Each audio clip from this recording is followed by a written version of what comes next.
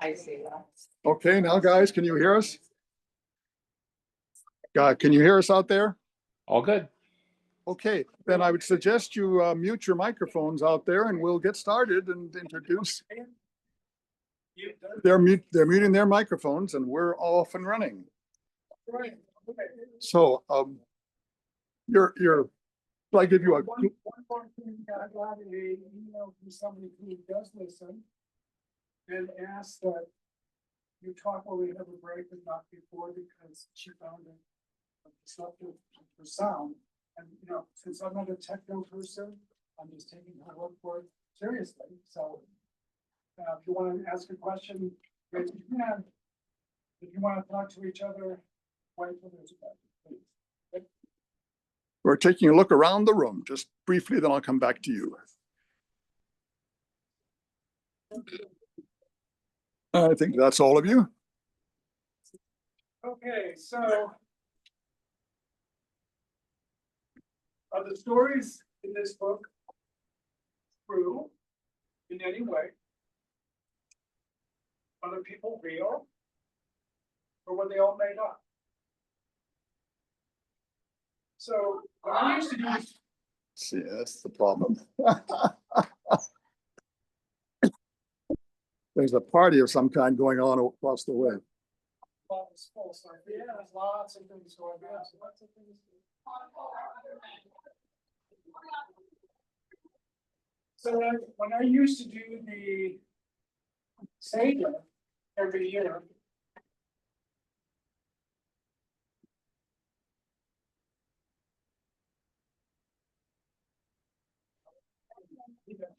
I don't know what's going on. Yeah. When I used to do the Seder every year, I used to quote the French philosopher Alain. His name was Duchampier, but he went by the pen name of Alain. And his sentence that I would read at the beginning of the Haggadah was, stories are true in the way that stories are true.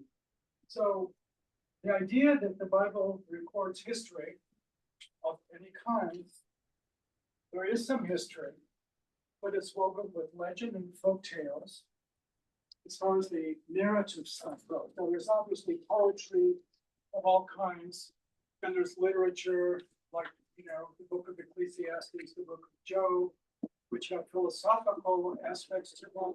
But as far as the narrative goes, famous people like Noah and Moses and Elijah and David, Jesus, Paul, were they made up? Now, there are some people who will tell you that they were all made up. I don't share that particular, totally 100% story. Much of the work that I have read, when people assert that, I read them and I just shake my head and find that their scholarship is sad. It doesn't fit what I would consider honest scholarship. Saying, for instance, that nobody was talking about Jesus in the ancient Roman world. There's a mention in the Jewish historian Josephus, and pretty much that's it. Well, nobody was talking about peasants back in the ancient world. You know, we know about Caesar Augustus because they were rich and powerful and part of the shaping of the Roman Empire. But little people in a place that was a conquered nation at the edge of the empire, where most people were illiterate, expecting them to write about or mention people is really ridiculous. We don't know about anybody from that era. We get references to certain wisdom teachers or prophets. There's a story about a man named Jesus, Yeshua. In one of the stories found in Josephus, so later, long after the Jesus we know had died and so forth, there was this guy named Jesus who went into the temple. And he considered himself a prophet. And he just would stand there and say, whoa, woe to this generation.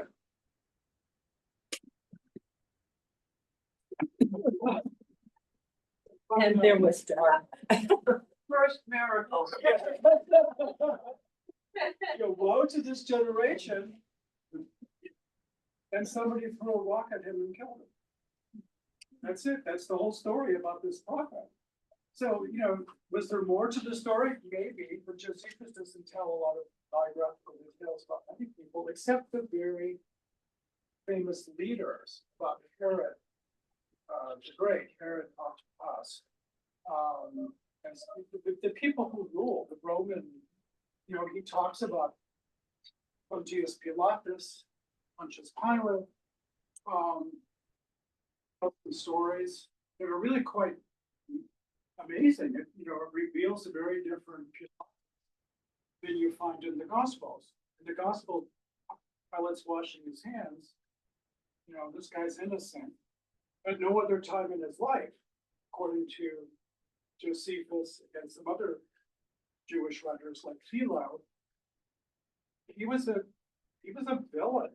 He used to crucify people without trials if they pissed him off.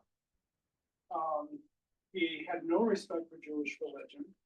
The first thing he did when he arrived in Palestine was to send a bunch of soldiers from Caesarea, where he lived, where the palace was, sent them to Jerusalem with images on the standards that the soldiers wore that said, Divi Kaiser Augustus, the divine Caesar Augustus, or Tiberius, sorry, the divine Caesar Tiberius. Well, the heads of the temple, they said, that's blasphemy. You can't say that a human being is God. You're insulting our religion by saying this. And, the general there said, I don't give a damn. We don't care about your religion. So a whole bunch of people, thousands, marched to Caesarea, not a little Sunday morning walk, long hike. Went to Caesarea to Pilate's palace and said, take down the goddamn shields. You're insulting our religion. How dare you do this? And he said, I can do what I can do because I'm the prefect. I have all the power, you have nothing. So for 3 days they picketed. It's one of the early recorded strikes, picket strikes in history, actually.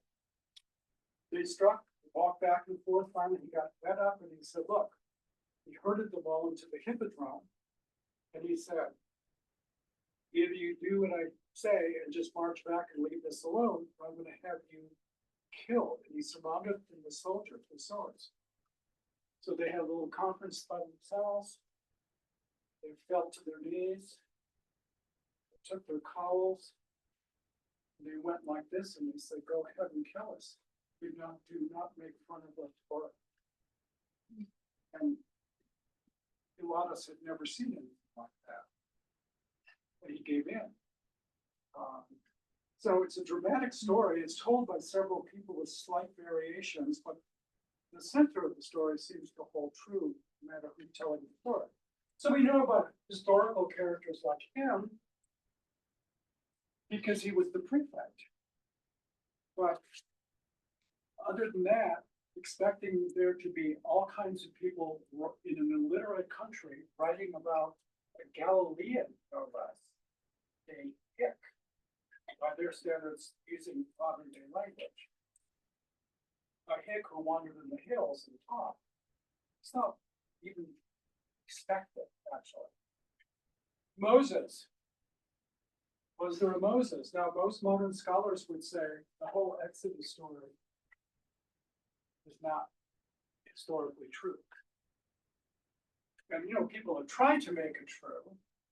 So for instance, Cecil B. DeMille, before he filmed the 10 Commandments, he actually did a lot of research. And he found out that there was a stone called the Moabite stone, found in a certain year, that mentions, it's the first mention of the word Israel. And so he suggests historically that the king of Egypt, who was at the time of Moses, was Ramses II, generally considered by historians to be the most powerful pharaoh, long-lived certainly, something like 80-some years, which in those days was remarkable. With his wife Nefertari, he establishes his, some historicity, but it's not true.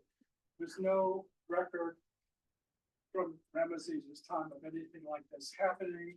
The Egyptians took good records about what came in and out of their country. We have all kinds of drawings on their temples about people coming in from what we now call Palestine and Israel. They were coming to Egypt and going out. There were immigrants and traders and stuff like that. We know that there were people from that area there at various times in history, but there's no indication that there was a place called Goshen where they all lived, or that there were 600,000 of them, which is what the book of Exodus says. Book of Exodus in the Hebrew scriptures, Shemot. That's how the Jews call it. Exodus is the Greek word. But I agree with some scholars who say there's probably a kernel to the story. And the reason there's a kernel to the story, and I've said this, I used to say this at Passover, and Dan McClellan, the famous biblical scholar, agrees with me completely. The idea that Moses might have been a historical person, or a reference to a historical person, is because in the book of Exodus, it says that the reason Moshe, was called by that name was because in Hebrew, he was drawn out of the water. His mother put him in a basket, floated him down the Nile, and was found by the princess and named Moshe because of that. Well, no, there's no relationship with the word Moshe to the word Moses.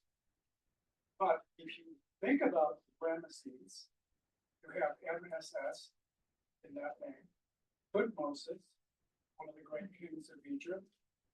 It was a name that basically meant child of. Moses, child of thought, the God of thought. So it's an Egyptian name. It is not in any way a Hebrew name. And the fact that that has survived suggests that there may have been someone that actually existed, maybe a small band left.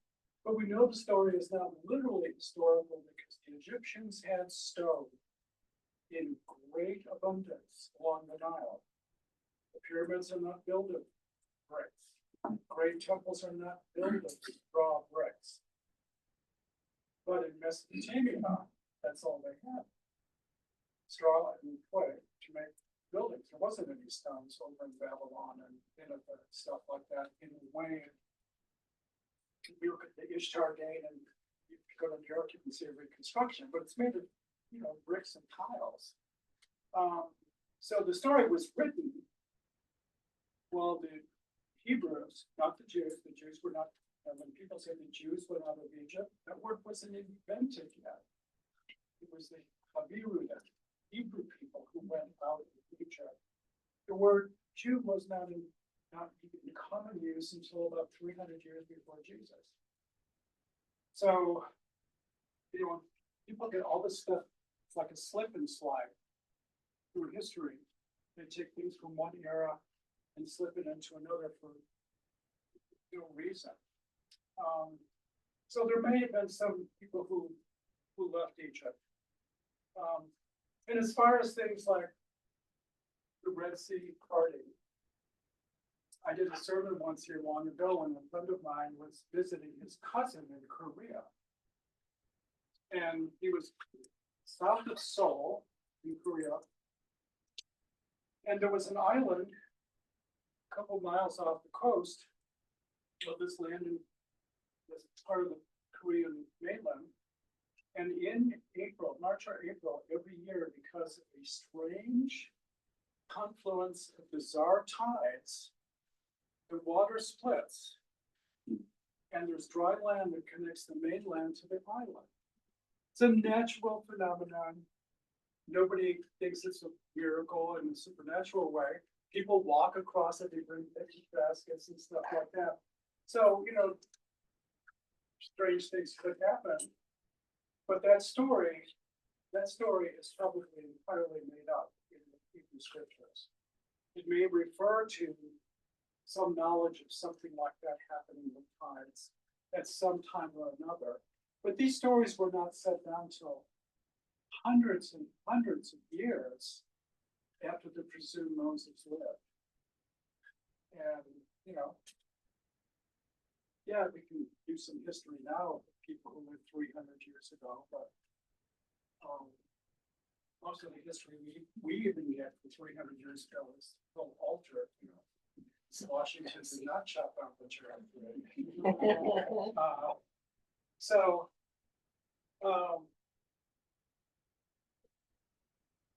There are some stories that are very famous. The story of Noah building a great big ship, ark, that are found in other cultures around there, around the Middle East. Even in Greece, Deucalion and Pyrrha, very famous Greek story about two people who built an ark, a box, that floated on the water, and they got saved during a great big flood because the gods were pissed off at how bad people were. And then the Pishtim was the name given to Syrian Noah, who also built a ship because the gods were mad about people misbehaving. Well, you can say, well, somebody invented the story and then it just got passed around. Or you can look at the geography of the time. And you can find out that in the year 5600 BCE, so a very long time ago, the Black Sea was a freshwater lake. The Mediterranean, saltwater, and it was considerably higher where the Dardanelles was, and there was a great big rock bridge that you could cross there, but it was being slowly but surely worn away. In around 5600 BCE, it broke open, and water from all of the oceans, the salty oceans from the Atlantic and the Mediterranean, started flowing in and turning the Black Sea into a saltwater sea. And we know from archaeology that there's all kinds of cities and towns underneath the edge of the Black Sea. They found this recently, and literally tens of thousands of people died. The water was rising daily 6 feet. And over a period of 2 years, the Black Sea almost doubled in size and became salt, and leveled out with the Mediterranean. So that's a texture. It's a nightmare, the death of so many people. And what do people do? And many people die, and it's irrational. It just comes out of nowhere. They try to establish a why. They blame people. You see that with Voltaire's Candide, great earthquake in Lisbon. People died. The city of Lisbon is almost destroyed. What do? We find some Jews and burn them. It must be their fault because they're awful.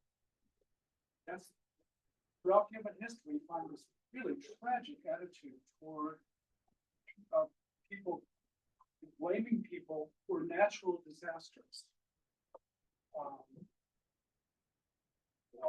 Justinian and Theodora, for instance, started the first pogrom against gay people because of a great earthquake. It must have been their fault. So this is a common thing in history. So the gods were mad at somebody to make this happen. And wouldn't you know it, right next to the Black Sea is Mount Herrera, where Noah's Ark is supposed to ended up.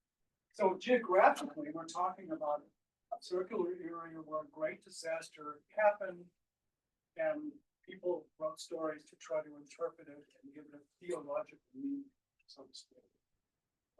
So was there a Noah? Well, were survivors. Some may have been in boats, that's certainly possible, not great big arcs. And even if you look at the book of Bereshit, Genesis, and you look at the story, you realize that in telling the story, there are two versions of it in the actual book of Genesis. If I ask you, what animals went on the ark, your general answer is going to be all of them 2 by 2, giraffes and bears and skinks and the other animal you can think of.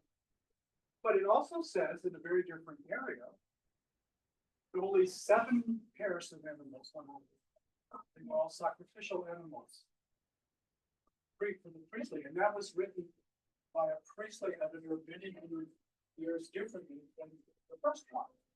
And throughout Genesis, you find competing stories written 300 to 400, 500 years apart, all woven together into one narrative. So, the story is true the way that the story is true. Tragedy happened, people responded to it in a rational, human way. And it's the,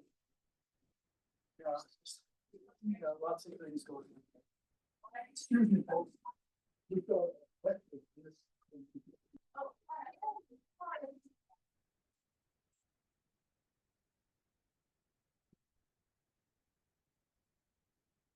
So, I'm going to read a couple of passages from the Bible.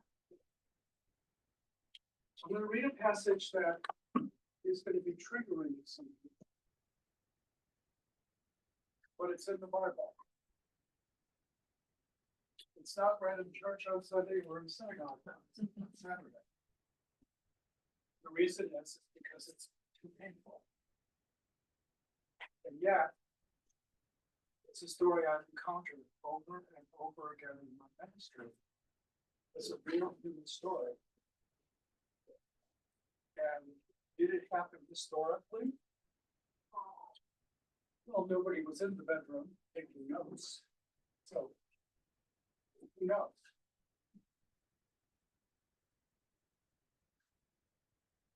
Let's see.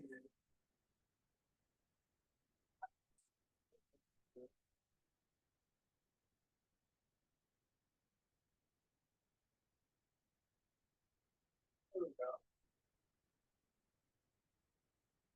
About King David. We do archaeologically have a piece of pottery. It talks about the house of David, or the clan of David, perhaps, like a better translation. And so we know that there was some kind of house of David. We have no archaeological evidence of David himself, but again, we don't expect to find bones of David, any place. You'll go to Jerusalem, they'll show you the tomb of David, and I assure you that's not his bones. Now, David's son, Absalom, had a gorgeous sister named Tamar. And Amnon, another of David's sons, fell madly in love with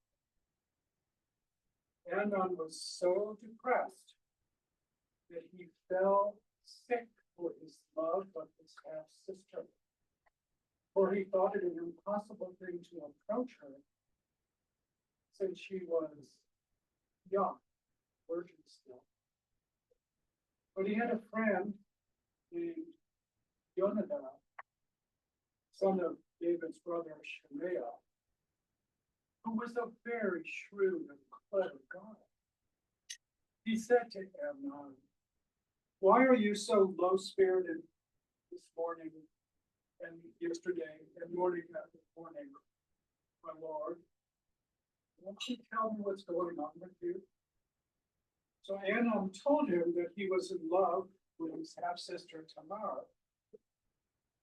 And Jonadab said to him, "Go to your bed and pretend to be sick. When your father comes to visit you, say to him, oh, please let my sister Tamara come bring me some lunch. Uh, bring me some lunch and let her prepare it and cook it right in front of me, so that I may watch her and then take it from her own hands. So Amnon lay down and pretended to be ill. When David the king came to visit him, he said, Sir, let my sister Tamar come and bake a few cakes in front of me, and serve them to me for lunch with her own hands. So David sent a message to Tamar in the palace, go to your brother Amnon's quarters and prepare a meal for him. Tamar came to her brother and found him lying down. So she took some dough and kneaded it and made the cakes in front of him and baked them. And then she took the pan and turned out the breads in front of everyone in the room. But Amnon refused to eat and ordered everyone else out of the room.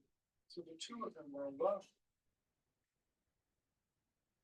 Bring me the food into my niche here, so that I may eat it from your own hands.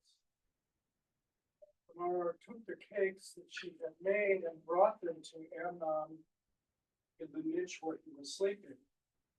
But when she offered them to him, he grabbed her and said, come to bed with me, my sister. But she answered, no, brother, do not dishonor me. We do not do such things in Israel. Do not behave like an animal. Where could I go and hide my disgrace if you did this? And you would sink as low as any beast in the field by doing such a thing. Why not speak to the king for me?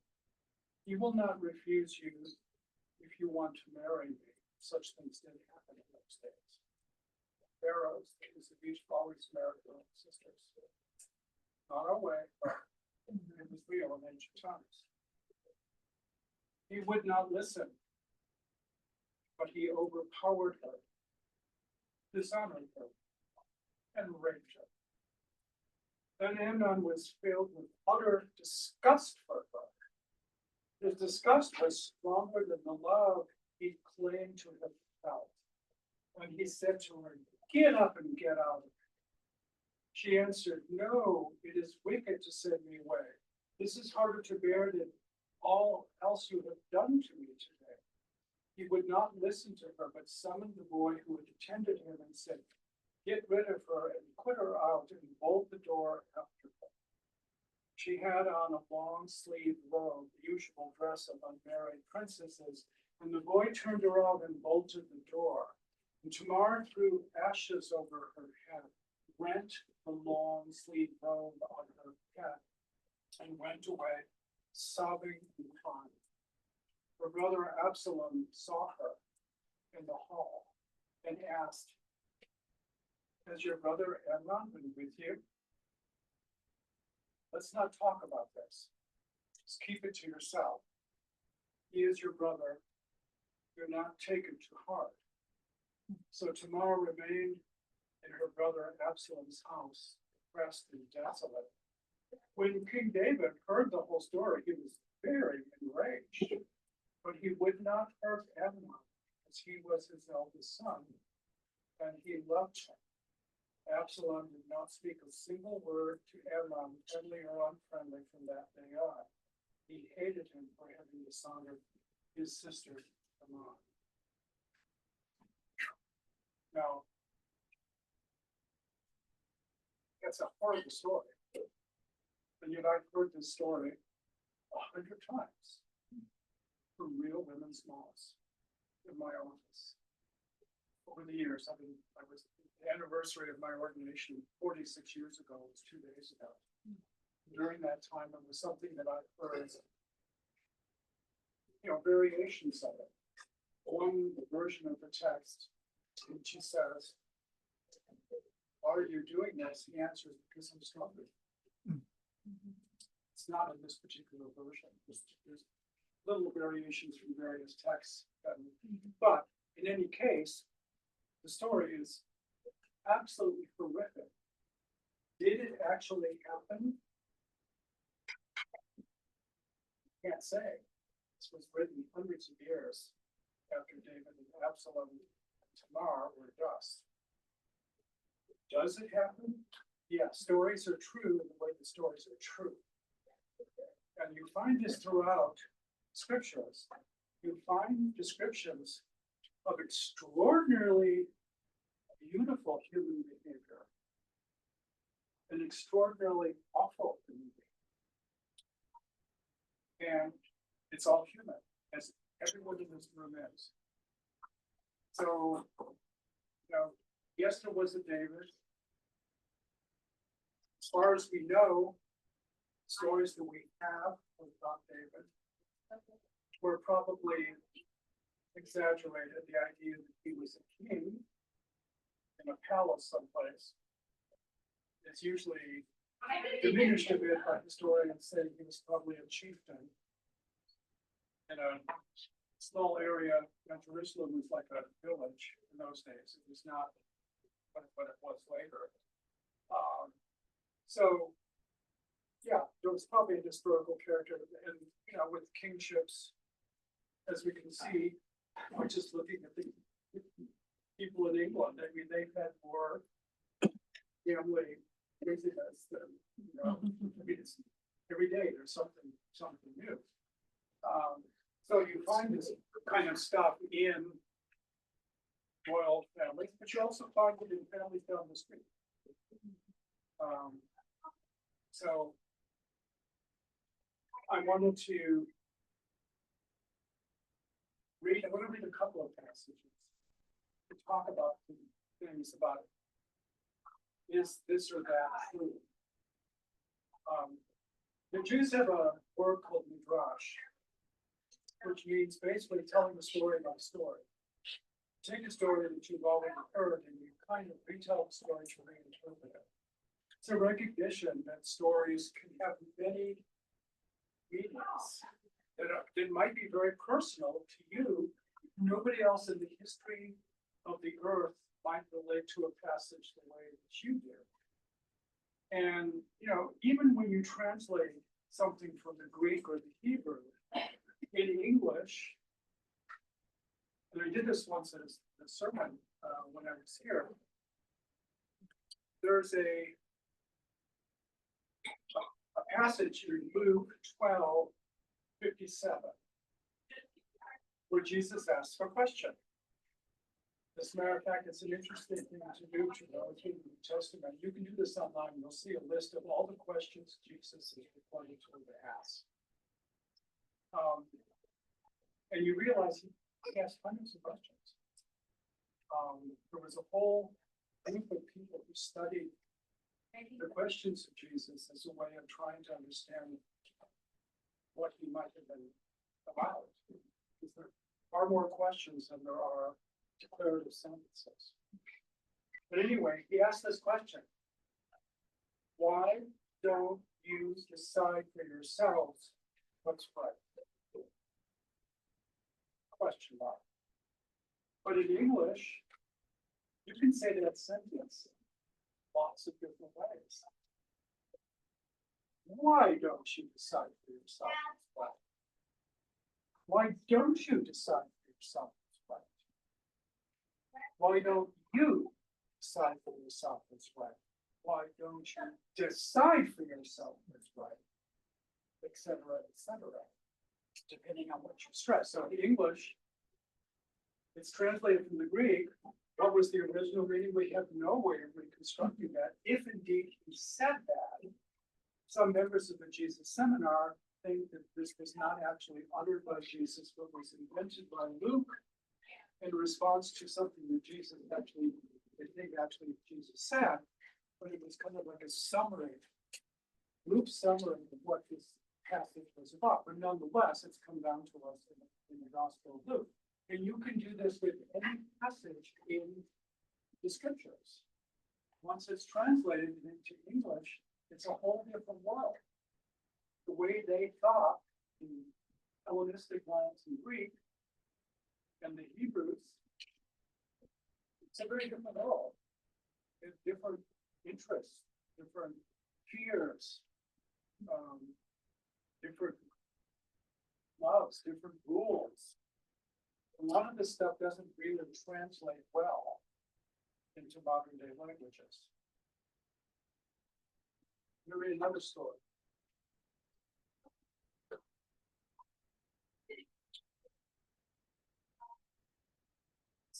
see.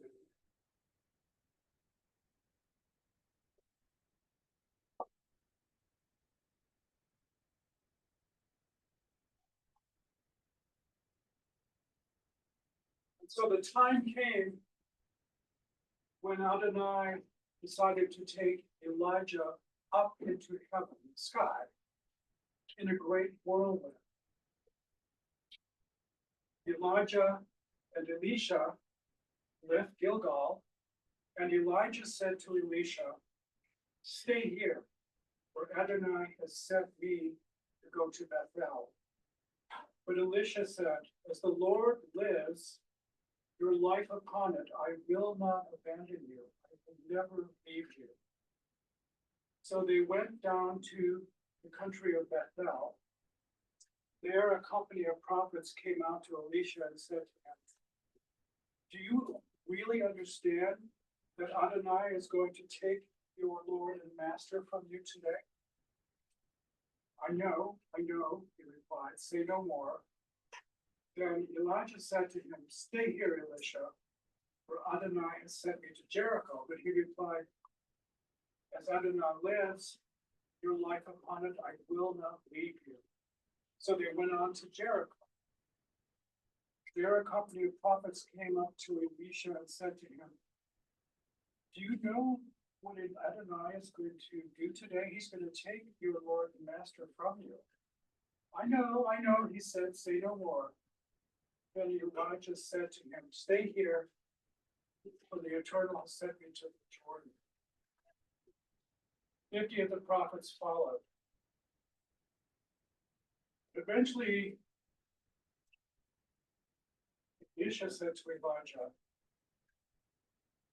"I want something from you." "Well, tell me what I can do before I'm taken from you," Elijah answered. "Let me inherit a double share of your spirit." "You amassed a hard thing," said Elijah. "If you see me taken from you, your wish may be granted. If you do not, it shall not be granted." Then they went on talking as they went, and suddenly there appeared chariots of fire and horses made of fire, which separated them one from the other. And Elijah was carried up in the whirlwind to heaven. When Elisha saw it, he cried, "Oh, my father, the chariots and the horses of Israel." And he saw him no more. Then he took hold of his mantle and rent it in two, and picked up the cloak which had fallen from Elijah, came back and stood by the banks of the Jordan. So historically, was there chariots of fire? Probably not. Was there a chariot that took him up into the sky? And the word heaven, again, they translate this New English Bible. It's not talking about the heaven that was eventually part of Christian doctrine 1,000 years later. Just means the sky, carried up into the sky. And the two prophets, there was the older guy, the older man, and the younger prophet. He catches his mantle. Well, even when I was a young Catholic boy and I heard the story, I remember thinking, "Oh yeah, a chariot of fire coming to take somebody away." And I understood kind of like the mythological basis of a lot of these things. There was all kinds of stories that I realized, well, these are folk tales like Paul Bunyan and Baked the Blue Ox, Was there a Paul Bunyan, Baked the Blue Ox? Well, it was probably a very strong myth sometime when stories got, So one day, my friend brother Kevin, lives in Taiwan now with his husband, and he's a brilliant watercolorist. He has shows all over the world. I'm so proud of him because I was there. The very first day he did watercolors. On the very first day he did watercolors won and he lost. The second time I saw him paint, same thing, watercolors lost. Watercolors won and he lost, and the third time he won. Got what watercolors can do. His watercolor paintings are just astonishing. In my house, I watched. So one day when I was visiting California from here,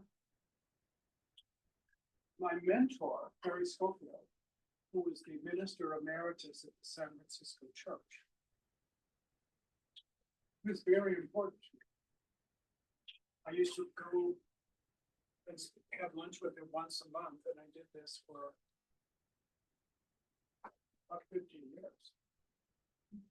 And he lived over in Marin, so I mentioned drive.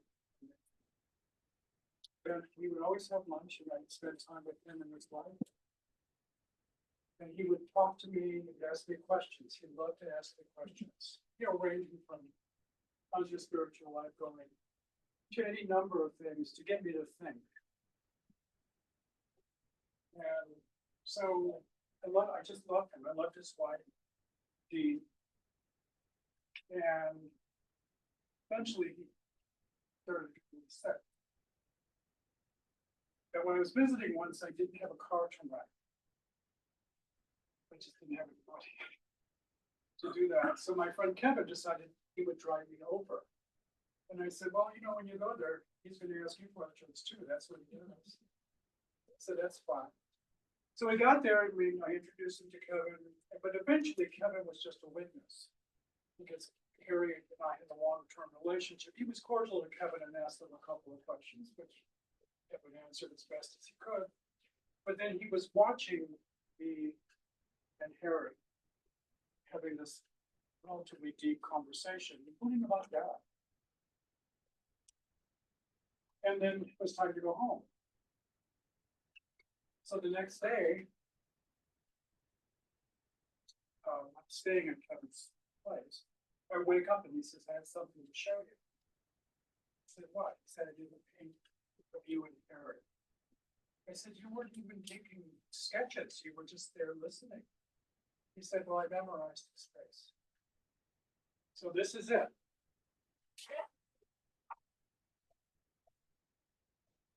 Here's Harry Schofield and me.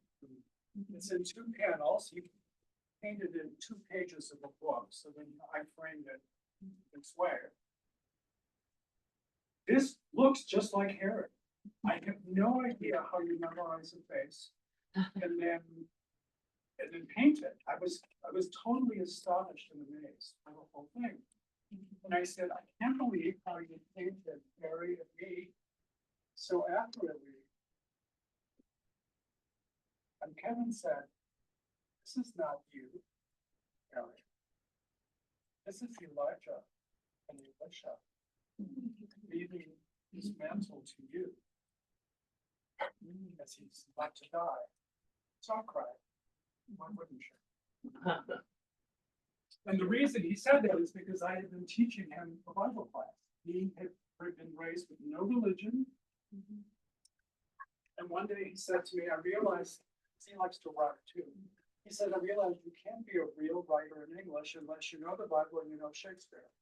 You have to have both of these things kind of down, and get all the metaphors and the images and stuff like that. And he had fallen in love with the Elijah story. He just had fallen in love with it. And so he had just read that, and it was very, very moving. He did that. Now, that's a very personal response to a story. Personal to him, and then when he delivered this to me, personal to me. I should make sure people there see it too. I'm not sure. Yeah, I was getting up pretty close.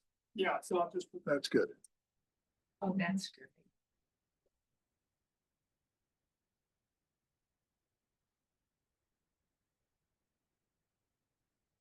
Very shocking white yellow there. It's quite amazing. And this is true about any kind of Bible story. There can be a very personal interpretation. There's not some real interpretation someplace hiding out, waiting to surprise you when you discover it. These are all stories about human beings. You're all human beings, and you might relate to it in some human way. You may not relate to it too. You may be disgusted by it. There are, a lot of stories that are disgusted about it. No question. But there's also some very inspirational. So I'm looking at the time, and I think it's time to take a break. So let's think about 7, 8 minutes and talk all you want.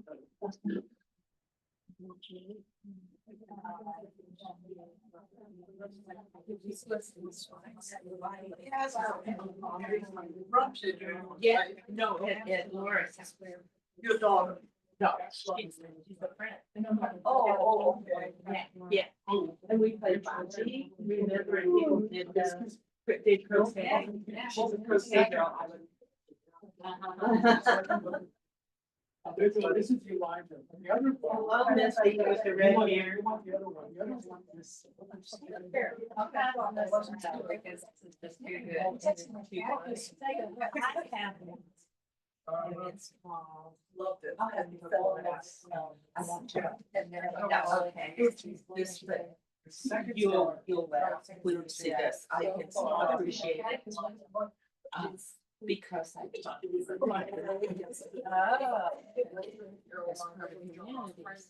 So It's actually. I also have one, it's culture made dumb. And there's another one that's something about the museum of San. Oh, it is. Family stories. But it's just one of those. Really. But I've got a couple of other books that you need to charge up. So, and well, I didn't think we would actually get this, but I liked it in the bookstore. Yeah, I think it was a wonderful book. These are all babies. But she put cat. Oh, I see. So you see. Without words, they are favorite. Without cat. Like, And somebody like I know. Put the put the cat.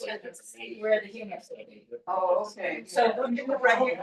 Yeah, Right where you next- like. Venus and Mars. But they the titles are at the bottom in the original artist's name. So yeah, that like the Sistine Chapel will be coming up. It'll have. So talk about whimsical, right? I thought it was. And I love cat, I don't know like what that it one. was, yeah. Environmental studies. No idea. But she had a cat and the cat was a model for some of them. But then not everyone liked. Oh, I love cat, but her cat's the Joe. Yeah, that's the Right. Joe. Yeah, two translations putting on there. You're very distinguished looking cat. Oh, yeah, and that baby is. Yeah, does it see the Joe? And that's the Wisconsin style. Yes, oh, yes, she funny. So the Madonna has several children here. This is John the Baptist and Yeah. a cat, and that's Jesus. So. And I've seen that Yeah. painting and the real one. Yeah. That's why. I think so, yes. It's supposed to get By Hans Holbein. Holbein. Yeah. Well, this is Elizabeth Yeah. first. It's a cat. You look at some old. Well, the more you like art, and then you see this, it just makes That's you. Ruben's right there, the lady with the hat. Right. And Ruben's. I remember who it is. She started out with rats. Yeah. But no one liked the rats. Cats. Right, you've done a lot of different things. More people have cats as pets than rats. So yes. Yes. There is a couple rats in there, because sometimes the humans have a pet, and where it would be a pet dog or cat, it's now a rat. When you get to the book of Job. Oh, those are wonderful. And that's Gainsborough. That's Kiki. That must have been sometime ago, so they will do these sketches. And this is, That's a lot of the work. the last game, right here, her hand is. Well, you did for your part. That, The words. But The they green. have no idea what these things mean. I think that's the last one. So I like the incident just that Jim went on. Oh, I love Amazon this and dog. was on This is I wonderful. went on the carrier home. This is how. I have a cat. Then you. My niece says she's privileged. I'm like, well, she's not like that. Of course she's privileged. She's doing better by getting the eye drops in her. So today, she was like, yesterday, she ran away because she knew she gets them in the morning. She went under the bed to get her out. So today, or this morning, Jim brought her, and I never put the eye drops in. He always does. And this time I did it. She wasn't expecting it, so we got a drop in her. But it's better than the pills. The pills are like hard. Cats don't like pills. No. They're awesome. So he has to go, or she has to go to the vet on the 3rd. And she gets a little blood pressure taken. Hopefully she won't eat those. They say, put it in a tree. I'm like, no, the cat knows the pills in the- Oh, yeah. They won't. Yeah, 4. I had dogs that would. But then most of them knew that it was that what they were gonna get. Well, dogs want to make you happy. Cats usually don't. You don't understand, there's a limit, Yes, and pills are frequently the limit. yeah. And the other one is getting your tongue up. Oh, I don't have any problem with it. But dogs typically do not like it. Want to take a look? Famous cats. Famous king. Famous cat case. Famous cat. Oh, I just think they're hysterical. I had heard that tomorrow. I have It's not never heard read that. aloud. They don't read jokes. Well, there was the one, is it? And he, when he's strong, and he's naked. Well, and then the angel was coming to the city, and the young men were there, and they were gonna, Yes. attack and rape the angel, so he says, here, take my daughter. Yes. And I thought, I'm done. No Bible for me. My friends who do Bible study, I wanna know what they do with this. I really do. I think. I don't know how to use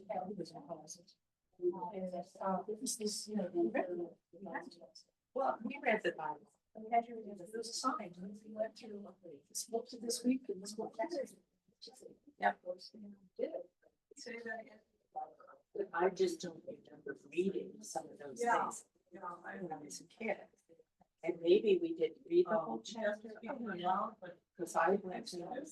But that's because people are trying to apply this stuff to their, rather than looking at it as, what does this say about their home that who wrote these stories and created it, you know, trying to find out the history of it. All my project or what wisdom can I get out of this from my own personal. And usually the people who say that are the people who don't. You know, they're gonna think it's holy, I'm sure good stuff is in there.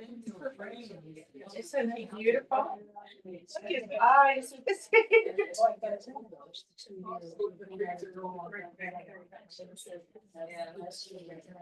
Well, I think they're not looking at side.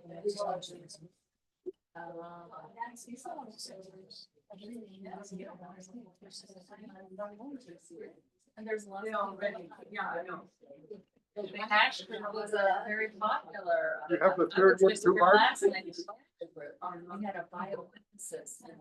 I, with, you know, so. What do you do with it? Yeah, there's even some scenarios and then like, he would be consulted with whatever doctors. Mark, wasn't there a third one? Wasn't there a third one? Do I resuscitate her? She says no, Trying to think. but do I? And This is he's the got core it, I remember. of course, now he's teaching it. I'm gonna read another But one. that during COVID, he goes, I'm gonna use it because they're worried about this very critical patient who's COVID from you. And so that just was too. Ever since I went. But his wife and child were there. He's like, okay. Is it Sunday? He's up. His I really, there's only like a little safety thing there, assisted. And the candy then, as you can read the end, it's something I no.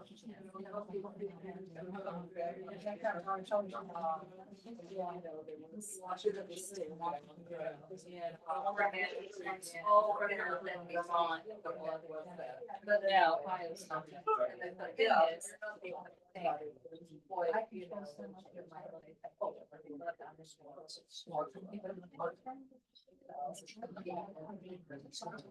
My cat can have you. I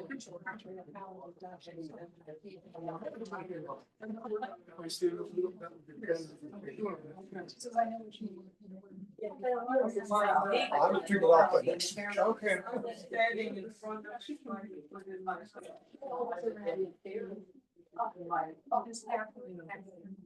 This young. Well, I could see that. It sounds like it was in a.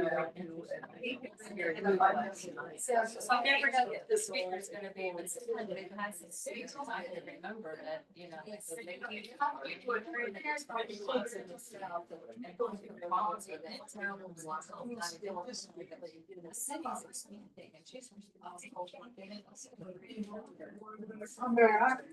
This is Jerome Township, they just voted that they wanted to have it. And Massalas, sometimes they have their, things for going in there. Put the water, there's a lot. So this week was. Let's go. Rosh Hashanah.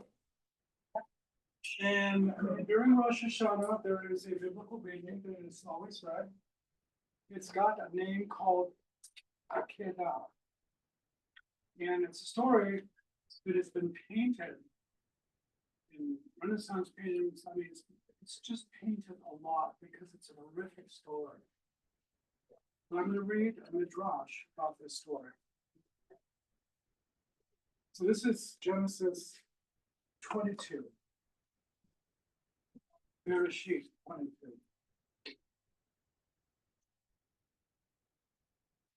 God said to Abraham, Abraham said, here I am. God said, take your son Isaac, your only son, whom you love with all your heart, and go to the land of Moriah. There you shall offer him the burnt sacrifice on one of the hills which I will show you. So Abraham rose early in the morning and saddled his donkey, and he took with him two of his men and his son Isaac. And he split the firewood for the sacrifice and set off for the place which God had spoken of.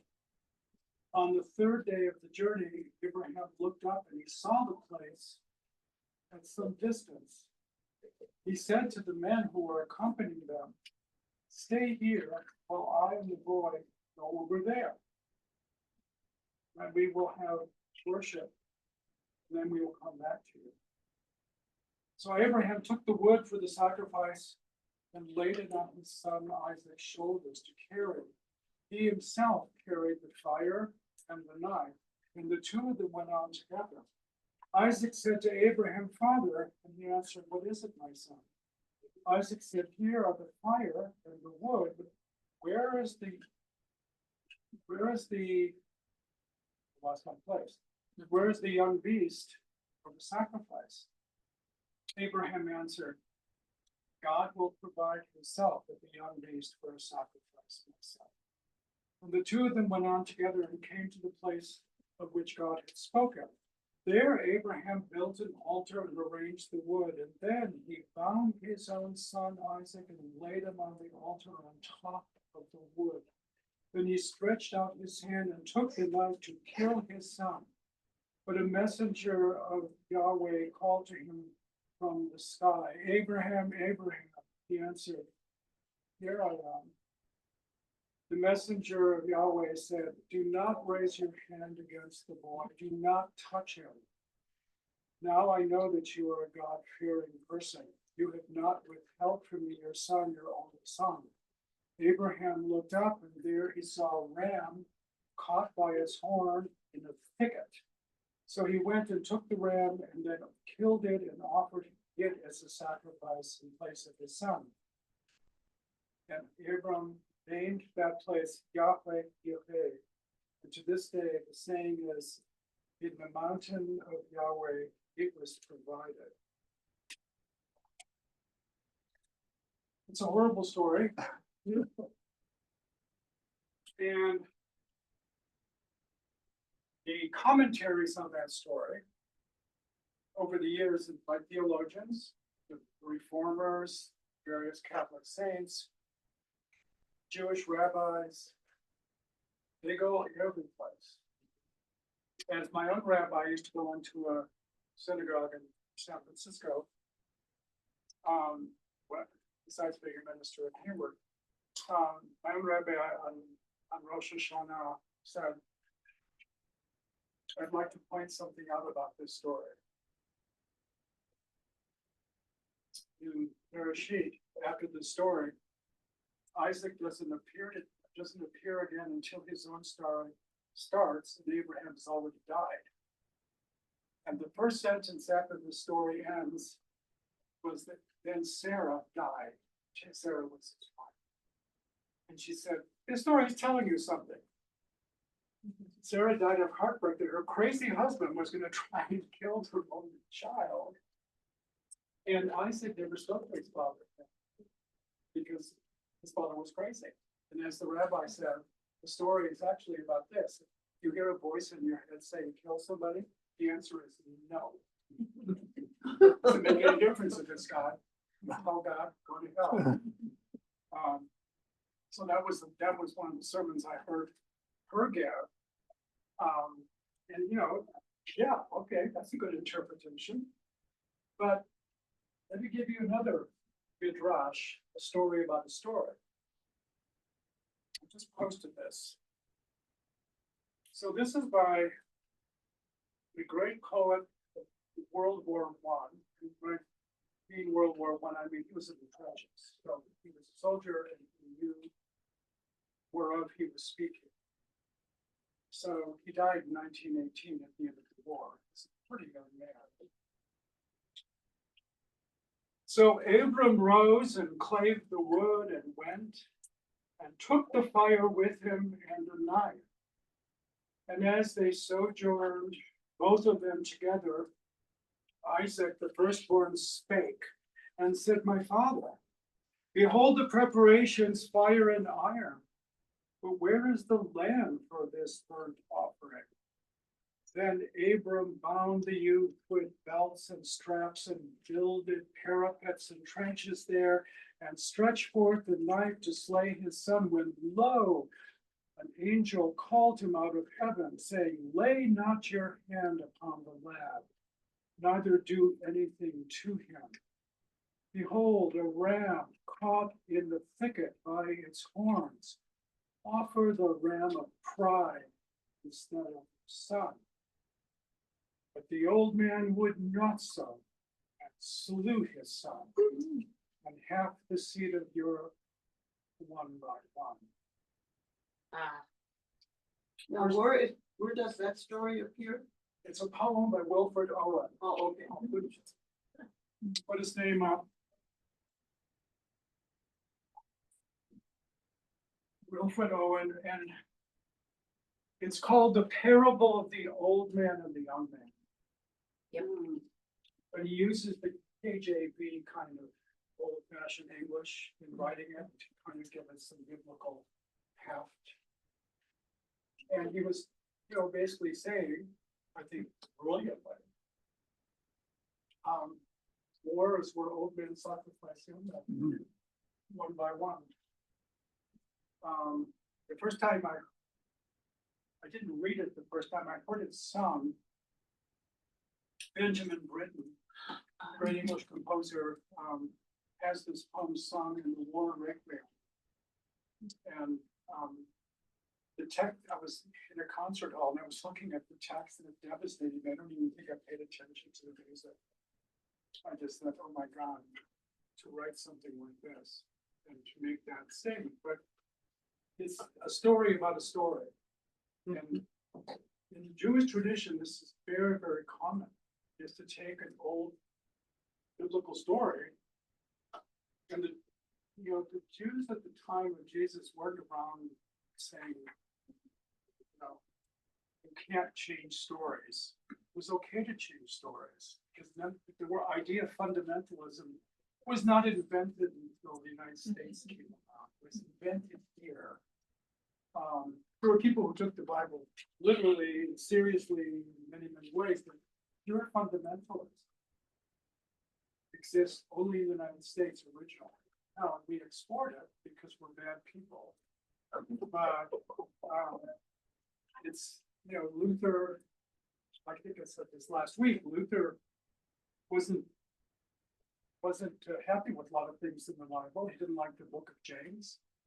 He wanted to get rid of it. He chose not to, but he gave it serious consideration, you know, just editing things he didn't like out of the Bible. And there were people, you know, in the, you know, when Jesus was alive, there was no Hebrew scriptures. There was no book that said this is the Bible. They were still choosing, they were still deciding what was scripture and what was not. And the rabbis had long debates about what was sacred and what was secular. They didn't use those words, but you know, like the Song of Songs, Shir HaShirim. The Song of Songs is a bunch of love poems which talks about a man and a woman having sex. God is not mentioned once in this book. And the language of poetry in this book, you know, these were people who lived in a time of sheep and goats. So they used a lot of language that it's not going to be bringing very beautifully in our modern day American English, because we don't hang around with sheep and goats a lot. But the language, I've seen it translated, you know, in a way to try and make it seem a little bit more modern. And it's very beautiful. And it's got some rhyme and meter. I mean, it's got some of the actual things that we associate with culture. Wordplay is a big thing in Hebrew.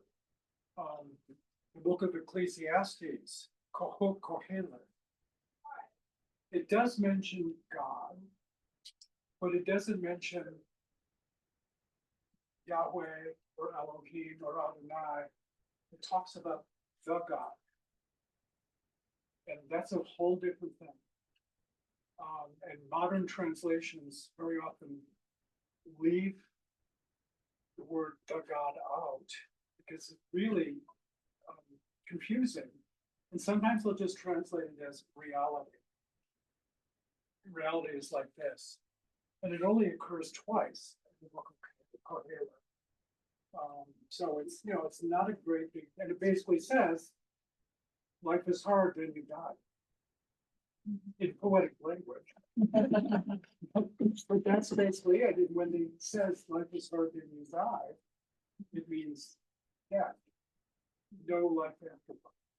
The idea of an afterlife is not something in the Hebrew Bible people thought was even reasonable to talk about.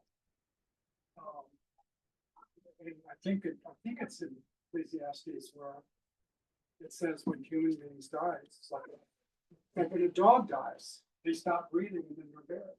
That's it. So when people quote the Bible to talk about modern theological things, they're basically fibbing. Because there's an awful lot of stuff that does not support any of the ideas that are taught in Christian churches about heaven and hell. When Jesus was talking about, in Matthew, Jesus talks about the kingdom of heaven. There's no way that he's talking about something after death. He's talking about the word heaven was a substitute word for God. Because the Jews, the Hebrews originally, and then the Jews didn't like to talk about God, didn't like to name God. So they would find circumlocutions. And to this day, modern Jews, when they write the word God, write G-D. Because they don't even want to write the word. It's too sacred. And, you know, the idea about God is that as soon as you try to describe what God is, that's not God anymore. It's actually kind of advanced theology in a lot of ways. If you look at it one way, do not talk about God. Throughout my ministry, that's what I did. I didn't talk about God much. I didn't edit it from poetry. That's dumb. But I didn't talk about God because I don't think it's something that can be talked about. Honestly, for me, there's all these other theological statements about God that people make, none of which make any sense to me. But I don't describe myself as a non-theist or an atheist, or you know, a theist or anything like that. I don't find any of those words to be helpful for me to understand how I live in the world. I'm going to put some books up on the board here. So, Leslie Hazelton. For those of you who are readers, Leslie Hazelton. She wrote a book on Jezebel. She wrote a book on Mary. And for those who are interested in theological thinking, she wrote a really wonderful book called Agnostic.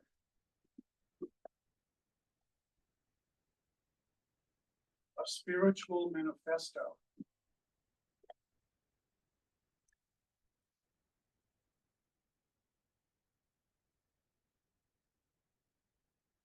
Leslie Hazelton was raised in an Orthodox Jewish family, but raised in a convent with nuns. And so she had this very interesting background. When she was a little girl, she wanted to be a rabbi. And then for a long time, she wanted to be a nun. And she eventually ended up being a psychologist, but also a reporter. She lived in Israel for 17 years. Knows archaeology very well. Her book on Jezebel is worth getting and reading because Jezebel was a Phoenician queen married to King Ahab, and her story is told in the books of Kings. In modern day language, church language, Jezebel is a harlot, a bad woman, a woman of ill repute. It's used that way often in conservative churches. But she was the queen. Her actual name was Ithal, and the word Jezebel was basically an insulting way of saying her name. In using Hebrew, it's not clear in English that that's true. But she tells the story of Jezebel, who was Elijah's main enemy. From Jezebel's point of view, not Elijah's point of view. And it's wonderful to use that lens to see biblical story as it's written from a totally different viewpoint. She's talking about, some of the stuff is not historical, and she says that. But she takes the story as it's written and talks about it from terms of a strong woman. She doesn't toss around words like patriarchy and things like that. That's what she's talking about. The second thing about Mary is she's talking about the mother of Jesus. And she does a biography of the Virgin Mother. Well, that's a difficult thing to write because there's about 12 passages about Mary in the entire New Testament. Sometimes Paul just said Jesus was born of a woman, doesn't even bother to name her. But it's a really interesting feminist tone by somebody who actually knows biblical criticism. She's not just making stuff up in the sense of, I'm not interested in what other people said. She knows what other people say. And one of the things that I found remarkable about it, she knew a lot of peasant women in the fields in the Galilees that when she was living in Israel, she knew people who lived off the land and stuff like that. And she talks about, this is pushing. And she acknowledges it's pushing. But she said, women in those days, they knew how to do abortions. They knew what herbs in the field were abortifacients, drugs that caused the end of a pregnancy. And women did that kind of stuff in those days. Since the word abortion is not mentioned in the Bible once. So, saying that the mother of Jesus was a peasant woman who, it's really worth reading. It's extraordinary. Some of it's fanciful. He's doing some imaginative work, but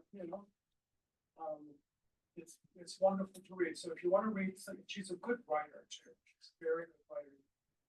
You don't get stopped by big vocabulary words, but you have to say what's happening. She writes so that you can understand. So, Are those the one-word names of the books? Jezebel, Mary? Jezebel and Mary. They have subtitles. I think the real story of Israel's harlot queen. I think it's the subtitle. And the life of the Virgin Mother. I think is the subtitle of this one. But there's a lot of people, mentioned in the Bible. I've mentioned a bunch of names. You've heard some of these before. You've heard about Elijah. You've heard about Jesus and Moses. There's people not mentioned in the Bible that may have something to do with the Bible. Stories in the Bible, people in the Bible. Because not everything is, written down. For instance, in the Gospels, you never hear about the city of Sepphoris. I visited Sepphoris when I was there, the ruins of it. Sepphoris was a Greco-Roman city 5 kilometers from Nazareth. Had a wall around it, had a theater, it had the Acropolis, which they killed. It was a Greek city. And it's not mentioned, but I bet you there's something that has to do with Jesus and Sepphoris. Because Nazareth, where he was born, had about 30 people. And if you're a stonemason, which is really what the word means, it's translated as carpenter. If you're a stonemason, you might find work in Sepphoris. You're not going to find work in Nazareth. And second of all, Tiberius Julius Obvious Pontella. Maybe a name you've never heard before. For many people who have studied, this is the suggested actual father of Jesus. A Syrian, Abdes, related to the modern Lord Abdul. A Syrian Roman who we have his tomb, he died in Germany. And we know he was stationed in the Galilee at the time that Mary was pregnant. And it was very customary for Roman soldiers to rape women. It was just commonly done. It's common a lot of times with colonial people. And there were people after Jesus died who healed in Jesus's name, but they would say, "I heal you in the name of Jesus, the Son of Pontella." And Joseph disappears from the story, and it's possible that Joseph never even existed. It's possible that Mary was a peasant who was raped and was poor and lived a meager life. We don't know for sure, but there's a lot of things that suggest that, and I never heard of this in German and US-based biblical criticism, but in French criticism, this has been biblical criticism. This has been talked about for years. I first heard about it when I saw the movie, and if you haven't seen the movie, it's interesting to go see.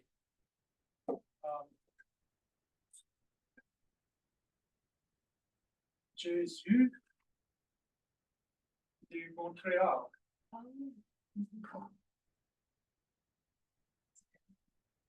Jésus de Montréal, it's a French Canadian film. Denise Arcand is the producer director. I had a great chance one time to talk with him at great length about this movie. And I said, how did you learn all this? Because there's a lot of biblical criticism in the movie. I said, I spent years in the seminary. And he said, oh, I spent about a year just reading all the time, studying things. And it's not, not necessarily an historical Jesus movie. It's not set in Montreal, obviously. But it's about a passion play. And he was the first person to mention this guy. And I've been simply reading about it a lot more. And I'm more and more convinced that this actually was the biological father of Jesus. And it even makes sense for the fact that in the gospel, two of the gospels, it said that Jesus wants to go up to Tyre and Sidon, which is where he's from. He's from Sidon, gravestone in Germany says that. This where Dad is. I can't think of other reasons why he'd go up there, or why that story was even told. So anyway, it's just, I can't tell you that's the absolute truth, but I offer it to your attention to, you can look them up if you just look up Pantera. Sometimes they put an H, it means panther. It's like our English word panther. And he was a centurion, so he had some rank. But not mentioned in the Bible, but maybe a very important character that's not mentioned. So we're getting close to the end. Do you have any questions? Yeah, when you were talking about life and death and nothing after at one point, where doesn't reincarnation come into that era and that society at all? The reincarnation was known in Alexandria because of the Buddhist group there. We know about yellow robe people living in Alexandria, but some years later, reincarnation was not something that many early Christians talked about. There were some who brought it up, but they were Gnostics, and they had kind of a Hindu understanding of it. Reincarnation for Buddhists is entirely different than Hindu reincarnation. They're not even related in the least. So, but there were some early Christians who felt that you live several lives until you're finally united with God. But just a few small sects, it was not that big. And it was not a big, people in Rome didn't talk about that. It wasn't done by some of the goddess religions or anything like that, like the cult of Isis and things like that. They didn't talk about reincarnation. But it was not that big of a thing. Romans had very confused ideas about life after death. Mostly they didn't think there was anything. But there were some people who thought there might be, you might go to the gods. But like I said last week, I think most Romans did not worship Jupiter and Hera and Minerva. They had little sandboxes in their house where they had little figurines that represented their ancestors. And they worshiped their ancestors, kind of like the Confucians are reputed to do. And, but when Jesus talked about the kingdom of heaven is a substitute word for God. And the word kingdom, as John Diamond Crossan makes very clear, should be translated as empire. The empire of God, as opposed to the empire of Caesar. It's the basic punch in the nose to what it says, Caesar, the bumper sticker, Jesus is Lord. Well, it's a phrase from one of the epistles, but the word Lord in that phrase can be translated, not God, but Jesus is the emperor. Jesus is the true Caesar. This peasant from a small backwater area is the real emperor. And it's a punch in the nose. It's like it's sarcasm. And the early Christians used that a lot, use a lot of sarcasm. I'll talk about this more next week when I get into the economics in the Hebrew scriptures and in the Greek scriptures. I have one quick question. When you were talking about retelling of stories, Yeah, I know when I was just the whole Isis and Osiris Yeah. legend and that story, that's an Egyptian theology, yeah, mythology. Is that a case of, their resurrection, so to speak, of Osiris? Is that sort of something that was in that area? People knew these stories or told these stories because they wanted to believe that people could come back if they were needed or loved or. nobody in that era, I mean, there probably were some Greek-speaking people in Jerusalem or in Sepphoris who knew some of those stories if they were educated. But Dan McClellan does a really good job of kind of pushing that idea away that Jesus stories are basically different forms of Osiris. And some people have said that this is all Egyptian and Greek mythology put into a Jewish perspective and the whole thing was made up. But there's not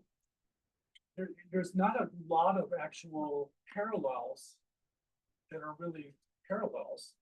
They seem like that on the surface, but when you get deeper into it, it doesn't have anything to do with the resurrection story as it's written in the Gospels and in the epistles, where in the epistle of Peter it says Jesus died and was raised to spirit. It's not what people think of as resurrection. So anyway, I'll get more into that next week. Anything else? Yeah, any other question? Thank you. Arocha Lynn, Kristen Goldberg. Thanks for, Any question online? sorry, Any question online? I haven't seen anything. Oh, check the chat. Let me see.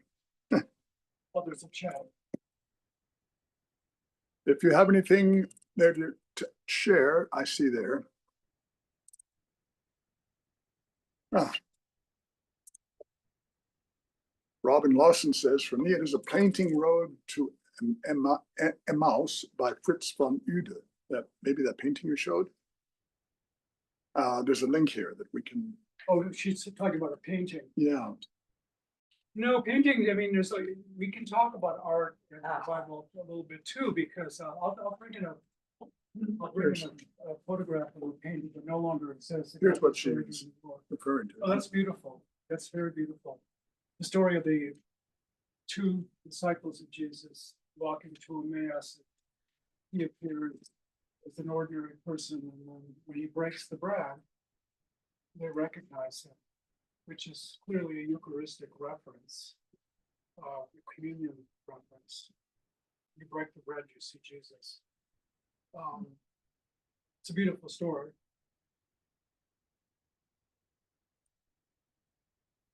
Let's see.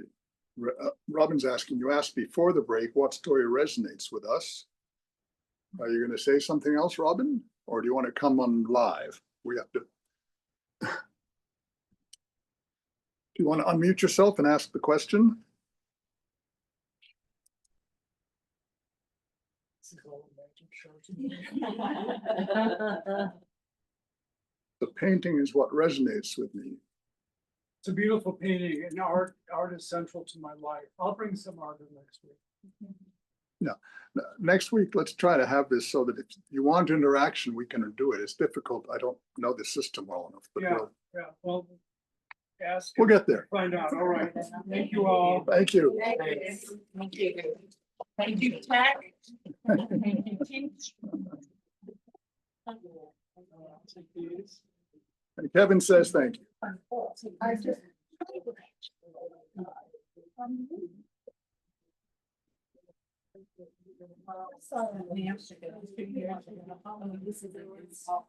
Yes. Oh, yes. And of course, the mirror, the milkmaid.